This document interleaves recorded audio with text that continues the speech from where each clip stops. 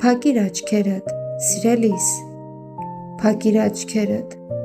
պատահում է և շատ հաճախ, մարդ մտովին կրակում է ինքն իր վրա, հստակ ջրի կամ հայելու,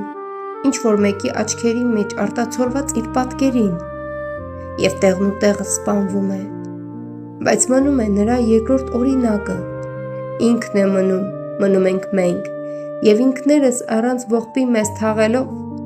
սկսում ենք ապրել նորից, նախ բուսական կենդանական,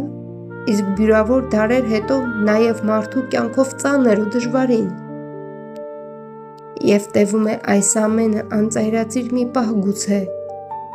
գուցե շաբաթ մի անսահման, կամ թերևս մի կարճ տարի, Տեր իմ Աստված, դու լավ գիտես, թե ես քանի անգամ այս սրախիղճ տատասկապատ ճանապարհը կրկնել եմ ոտաբոբիկ և հոգնել եմ, շատ եմ հոգնել, թե ինքս ինձ սպանելուց, թե առավել վերապրելուց, և կա կարիք, որ ես նորից նույն ձև փորձեմ, այս անգամ էլ ինքս ինձ վրա կրակելով,